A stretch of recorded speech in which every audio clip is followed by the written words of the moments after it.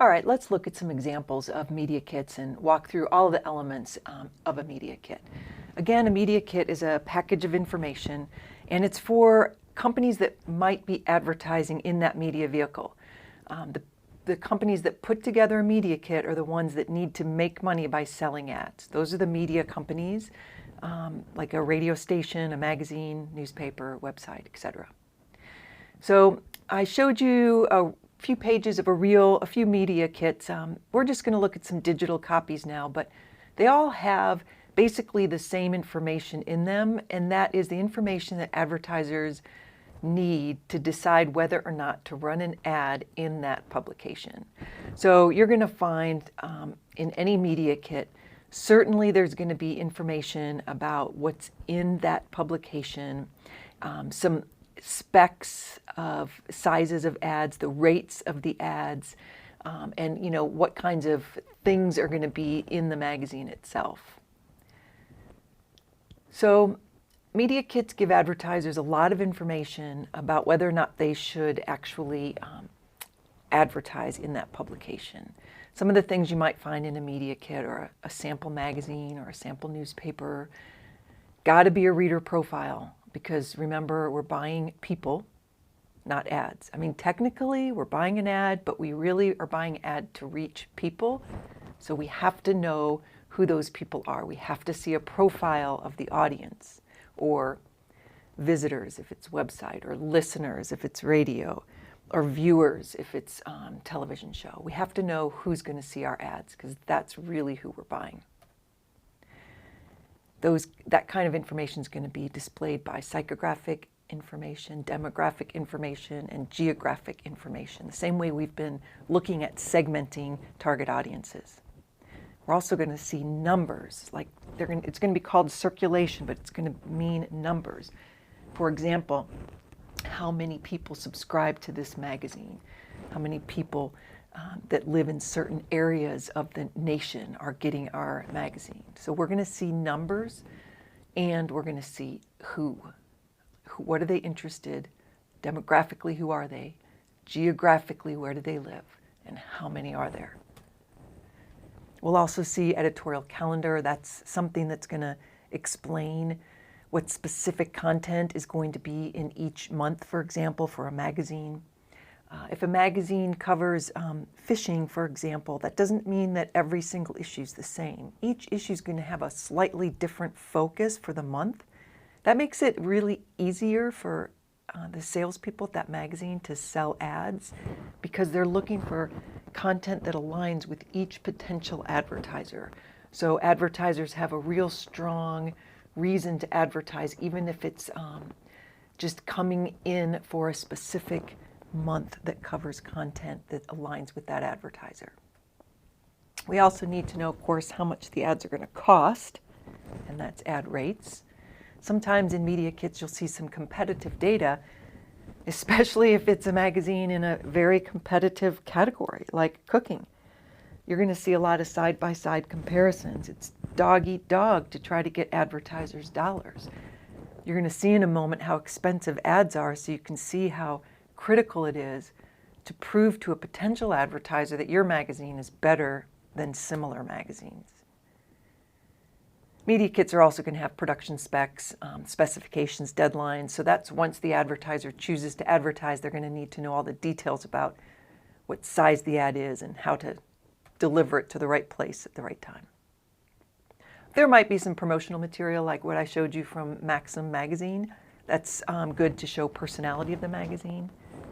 And ideally, there's always going to be a business card of the sales representative and maybe even a handwritten note like I showed earlier.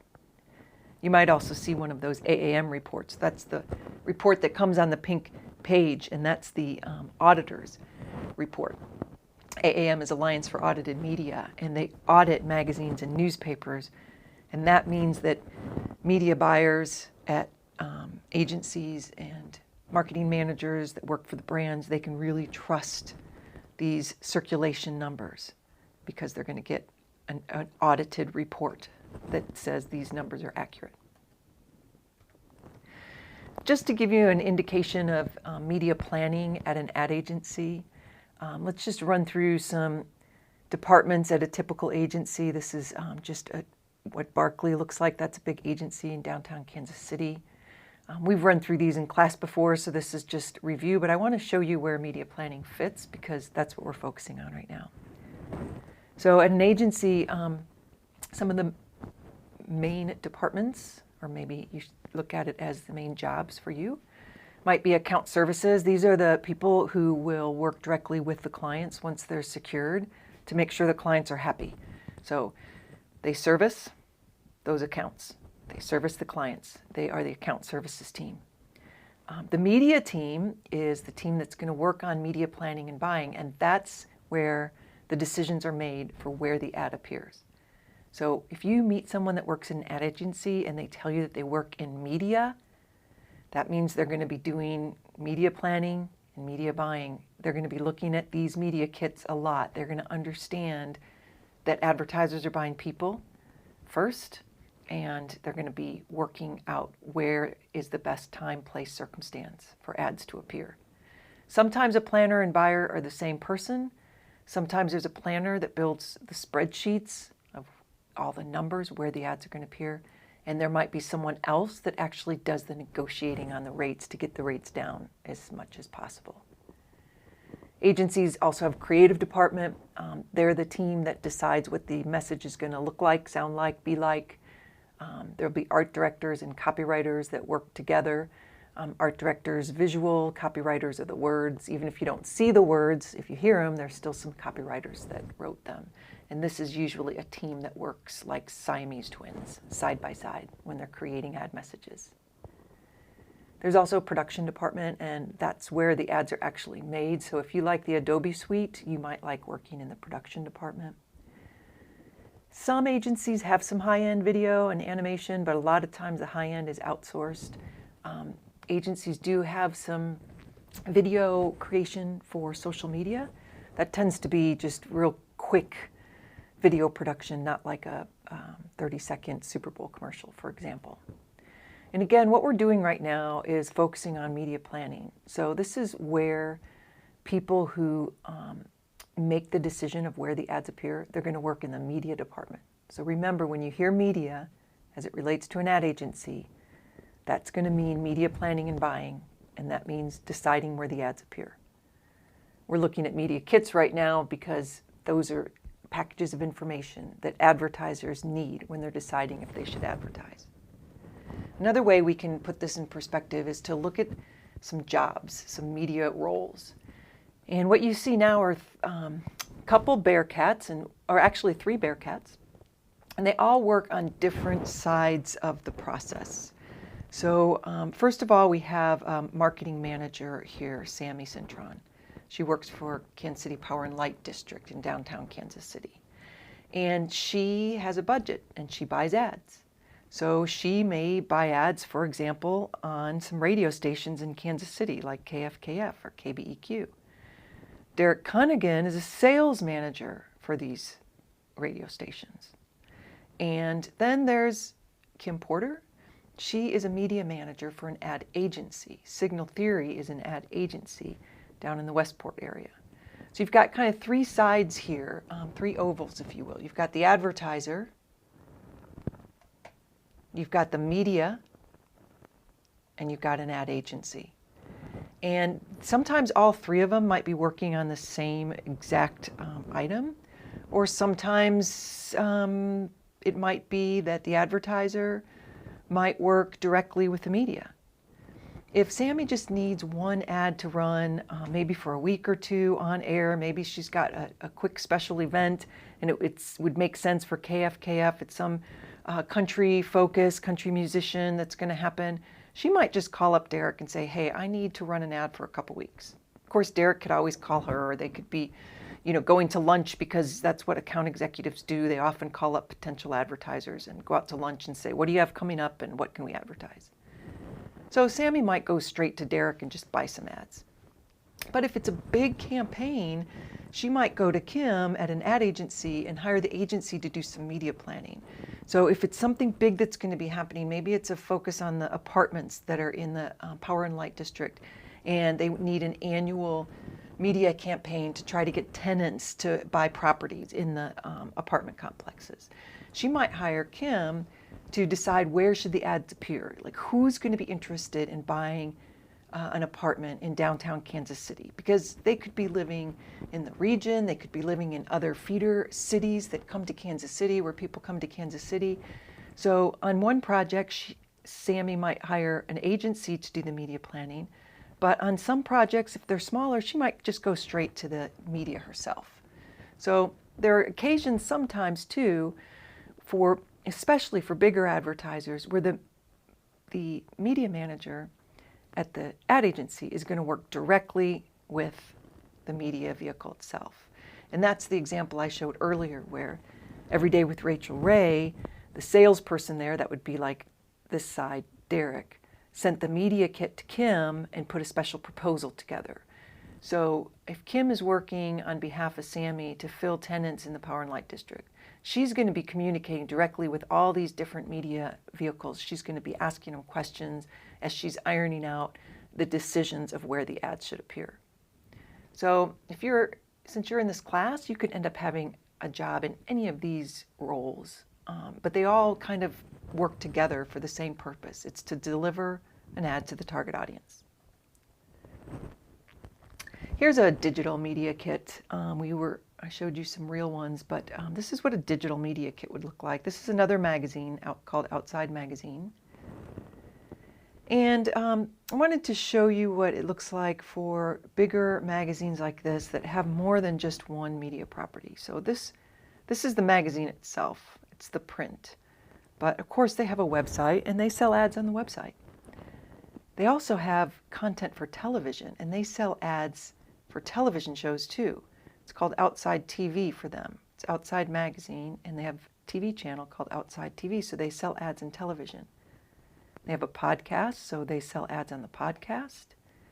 They do their own video production, so they might have some advertisers that need a video for some reason, and they provide production services for their advertisers. They have international versions. They even put events together, and so they're going to sell event space at the events. And of course, they have social accounts. So this is kind of typical of one media entity. It's not really just a magazine. Usually the print media entity's got all kinds of different ways that advertisers can reach this particular target audience. This target audience is an outdoor audience. They like to be outdoors, camping or fishing or boating or something like that. And this is a company that will help advertisers reach the target audience using lots of different media types. Well, we're not buying ads, we're buying people, right? So we have to see this in a media kit. We have to know who these people are. This page is focused a lot on psychographics. Can you tell? Psychographics are what that group of people is like, what they're interested in. Well, they're adventurous, they're social, they're explorers, right? They're tech savvy, they have a lot of gear, they're motivated. We need to communicate to the potential advertisers who they're going to reach. And we need numbers in there too. How many? How many and who are they? We also have numbers about the audience that are in a category called circulation. And that's where we're going to start seeing some terms here like readers and rate base. So let's look at rate base for a minute. You'll need this as you're determining costs of your ads for your assignments. So rate base is something that you can think of as kind of meaning the number of magazines printed. The number of magazines printed. So think of it as the magazine saying to the advertiser, we're guaranteeing that for the rate that you're paying, there's going to be a base number of magazines printed of 675,000. But notice up here it says readers. Well, 3.4 million, and here the M stands for million, 3.4 million readers is way more than 675,000. So what do you think is going on here? There's only 675,000 magazines, but there's almost 3.5 million readers. What's going on? If you're saying that more than one person sees each magazine, you're right. And that's kind of the way magazines work. and newspapers. More than one person sees it. And usually you'll see that depicted as readers or maybe even something like total audience. Notice how it's the very first number. It's because it's the biggest number and it's an important number. Remember, we're buying people, not ads. So the number of people that are actually going to see an ad is important. But it also is important how many magazines are printed so that advertiser has an idea of that pass-along rate. How many people are going to see each issue? We need to know that because we want to have a feel for how involved the readers are with the magazine. The higher the pass-along rate, the less involved they are. They might just glance at a magazine and then pass it along to someone else. So rate base, number of magazines, readers or audience, total number of people that are going to see the ad. A lot of times we'll see rate base as something that's audited by the AAM, Alliance for Audited Media. They're going to count these and make sure that that number is correct for media planners like Kim Porter. When I showed you some examples of media kits, we saw the ABC on those pink sheets, but it's been since bought by AAM. It's the same company, just different name. They are the police that make sure that those circulation numbers are all correct. Another page we'll see in a media kit is an editorial calendar. And again, this is so advertisers can choose which month makes the best sense for them, or which months. So magazines tend to come out once a year. It looks like Outdoor has not 12 issues a month, but it combines January and February. It combines March and April. But what they're doing is giving potential advertisers a shopping list of which months make the most sense for them. And so this is something that media planners look at also because we're trying to find the best time, place, and circumstance to deliver a message. So let's just look at, how about this, December, the year's best ski resorts. Well, if I work at an ad agency and I'm representing a ski brand, this is something that I am looking at because I want my ad to appear next to content that shows ski information. So those editorial calendars really are important for advertisers to pick just the issue that's right for them. Well, in a media kit, we gotta explain how much those ads are gonna cost, and that's a rate sheet. So don't worry, I know it looks a little daunting the first time you see a rate sheet, but we're gonna study this, and I'm hoping that in the next few slides, you'll see that this looks, at first glance, really complicated, but it's really not. So what we're looking at here is a rate sheet, and you can tell on this left column here, these are all ad sizes, and they're organized by either color, two color, or black and white. Color is basically just full color, 4 color. 2 color is probably going to be black ink, but maybe there's just one splotch of color on it. And then black and white. Most of the ads you see in magazines tend to all be 4 color like this.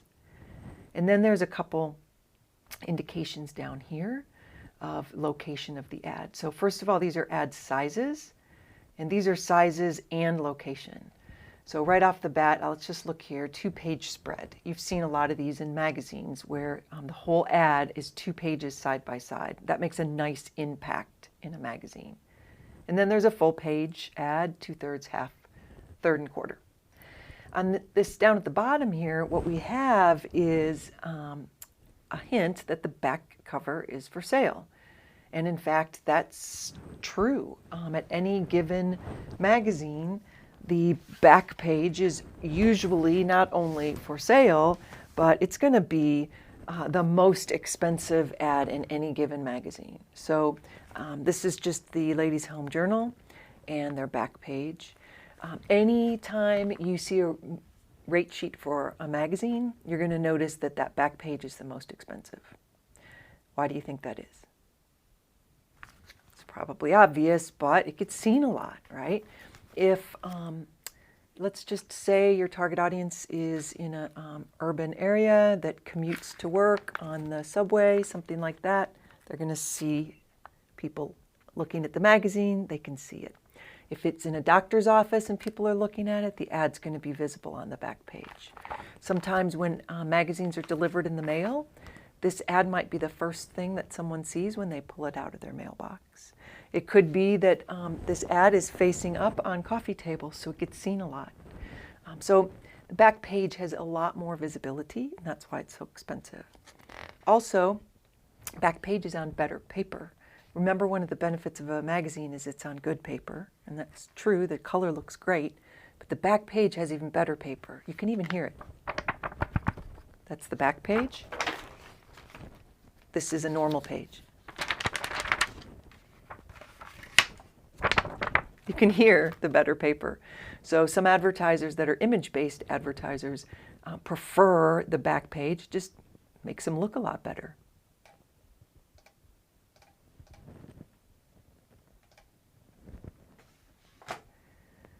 So another thing I want to point out why this rate sheet is full of so many numbers. So the first column is the size, even if it's the location. The back cover is going to be the most expensive. Second cover is actually just the inside front, so you can buy the inside front. Let's look at that. So this is the front cover. This is the inside front right there. That's for sale also. The front cover is not for sale. The back cover is for sale. It's going to be the most expensive.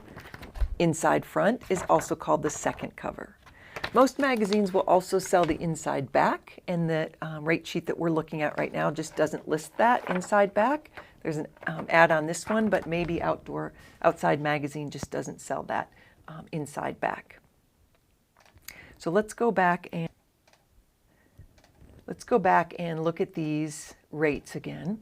So these are the size and location, and these numbers now, those are the costs.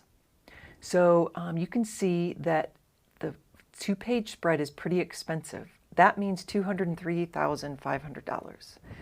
That's right, one 2-page ad in Outside Magazine costs as much as an entire house, right? Or more than a house. These ads are expensive.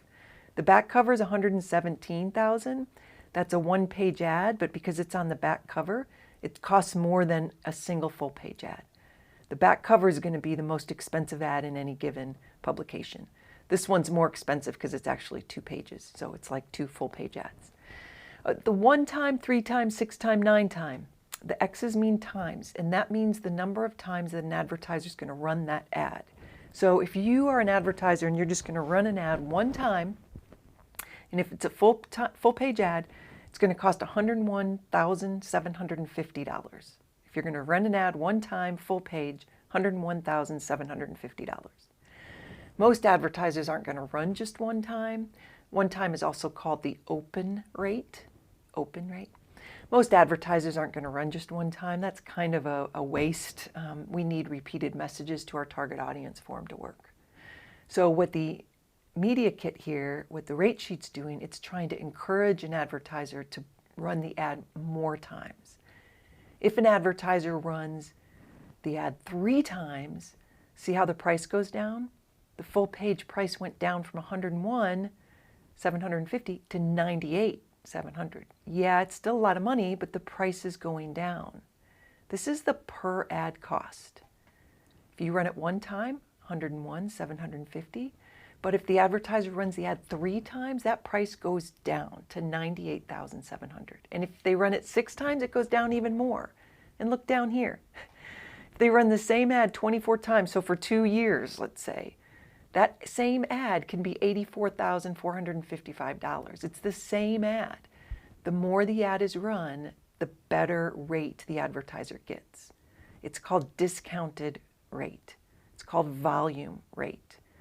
It means the more you buy, the cheaper each ad unit gets.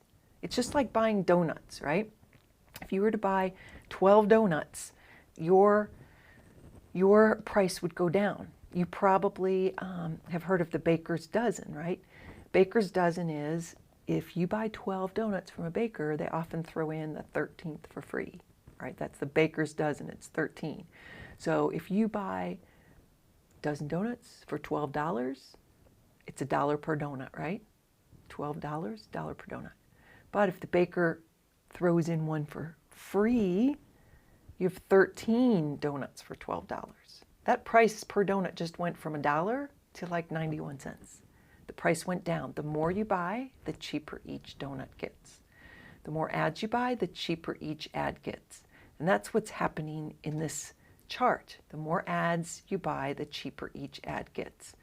So this implies if you run the ad 3 times, your rate goes down to this number. If you run the ad 6 times, your rate goes down to this number. The more you buy, the cheaper the ad. Let's look at an example.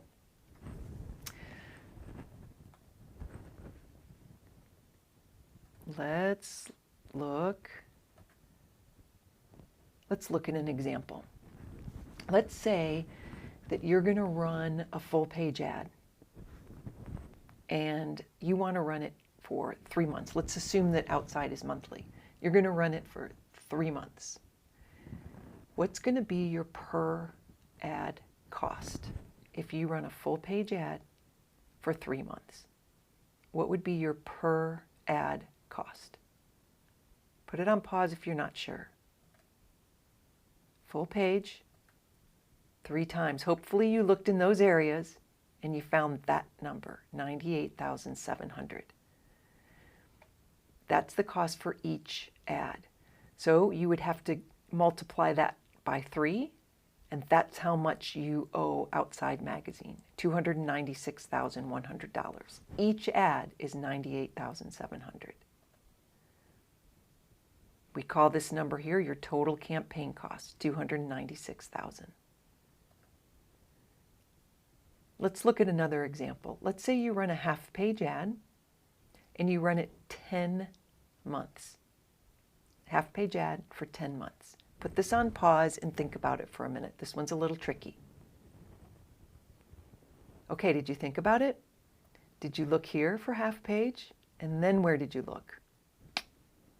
There's no 10 times, so what do? Well, you look at the volume discount that you've earned. It's only 9 times. There is no 10 time. It doesn't exist. It's not there. You can't make it up. You can't figure out what it would be. These rates indicate how much an advertiser's rate will be reduced if they reach this threshold. If they don't reach the next threshold, they don't get another discount. These are like carrots on a stick. There is no carrot here. There is no stick here. You can't make it up. You can't invent it. This advertiser is running an ad 10 times, so they've only earned the 9-time discount. They haven't earned the 12-time discount because they're only running the ad 10 times. So they don't get this rate. They don't get anything in between. This allows the ad sales rep some motivation to go back to the advertiser and say, I see you're running your ad 10 times, but if you run it just 2 more times, I can get your price down to $52,940. So that's why we have discounts. We're trying to pull those advertisers in, get them to run more ads, more ads. The more they run, the cheaper each ad gets. So if an advertiser is running 10 times, but there is no 10-time discount rate, they only get the threshold that they've reached. In this case, it's the 9-time threshold. So in this scenario, the advertiser would pay $54,725 per ad. And then, of course, the total campaign cost would be $547,250. You just multiply the cost per ad times the number of times that ad's running. This is for one ad. Run it 10 times. That's the cost to run it 10 times. Back cover, we can do this quickly. You can put it on pause. So what would this be? Back cover, pause it. What'd you come up with? Of course, there's the back cover. There's the cost. There is no discount rate, is there? It's the back cover. They don't give discounts on the back cover. If you want to run the back cover 10 times, that's what you're going to pay. You're going to pay $117,015 for each. Total campaign, multiply that by 10 for $1,170,150. Rate sheet for your assignment. It's not going to be this example that I've shown you. This is just an example to tell you how rates work. The more you buy, the cheaper each ad gets. Not all media kits lay it out that way. So make sure you just know that every rate sheet you look at will be slightly different. And what we'll do next is start looking at your assignment and the exact publications you're going to be buying and how to buy them.